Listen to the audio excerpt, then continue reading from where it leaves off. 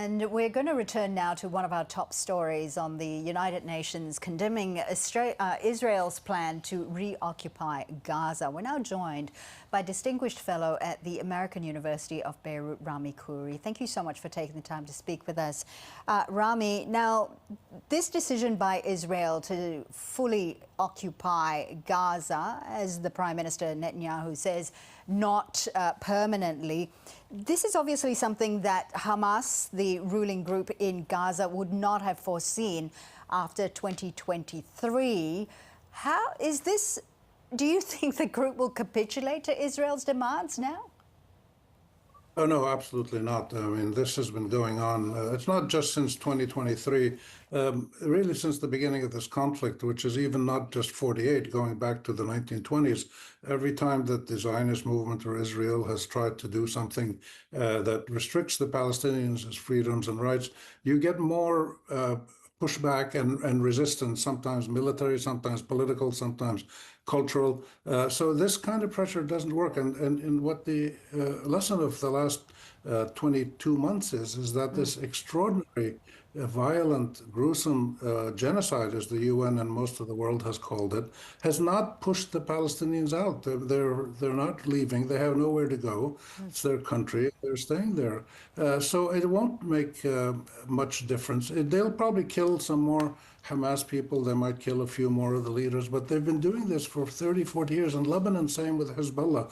The more they try to kill the leaders and decapitate the movement, the greater the will to resist is among the rest of the population. And this is just a basic lesson of human nature. It's nothing to do with Palestinians and Israelis. Anybody in the world who is mistreated resists. So I think this is not a move by the Israeli government that is going to have any results. And it's quite extraordinary that virtually every important constituency for the Netanyahu government has criticized this.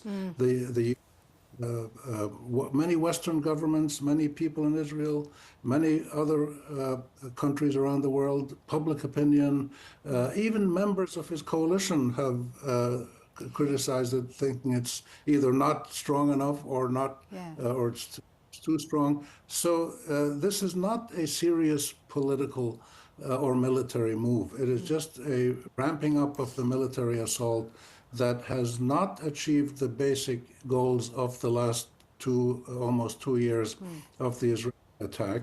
The only way hostages were released was through negotiations, and Hamas is clearly weakened, but it's not destroyed, and it won't be destroyed. And even if Hamas as a movement is destroyed, what's important about Hamas is not specific what it is and who it is, it's what it represents. And Hamas gained support because it represented the national consensus of Palestinians and all groups to achieve a political resolution of the conflict. Well, just on that point, Rami, and I do apologize for interrupting here, just on that point, you know, Israel says that they're going in to eradicate Hamas, and they say that Hamas is a real threat to the existence of the nation of Israel.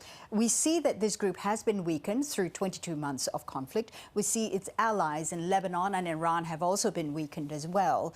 But even if Israel was to take over Gaza, what about Hamas's ideology? Would that be eradicated?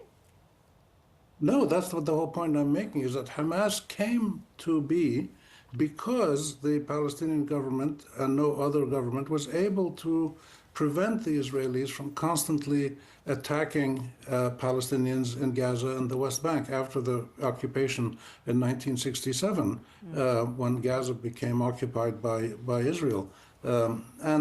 These groups spring up spontaneously from a society. It's like if you take the American civil rights movement, you know, the senior leaders of the civil rights movement were assassinated, Martin Luther King and many others, and it only made the movement stronger, and the movement is stronger than ever today. So this is a organic political movement that represents the majority of Palestinians, and it's very important to keep in mind that the Hamas political leadership for the last 20 years, and I've heard this from the mouths of Hamas leaders themselves when I was a journalist in Jordan and Lebanon, they've offered to coexist in peace violently with Israel if they get their rights as Palestinians to self-determination and the occupation. These are complex negotiations, but they can be done, but there's no will to do this. And even the American government has never replied to the about 15 different formal overtures to do this. Rami, I'm just being told that we're running out of time here with you, and I really want to squeeze this one last question to you. We know that the Israeli Prime Minister Netanyahu has floated plans to hand over the territory once the Israeli military has taken over all of Gaza, hand over the territory over to an Arab governing force. Jordan has already said that no Arab nation will, and I'm going to quote here, clean the Israeli Prime Minister's mess. I wonder if Palestinians would actually accept a temporary Arab force governing the territory. They would only accept it if it was shaped with the Palestinians involved in shaping it, and it was not created by Israel. The Palestinians have no problem doing a transitional process where they've offered to have technocrats govern Gaza. Hamas would not be involved. Hamas said it would disband its military movement once the threat of Israeli attacks was no longer there. In other words, once there was a permanent peace agreement. And so the idea that the Israelis are proposing is fanciful. It's not realistic.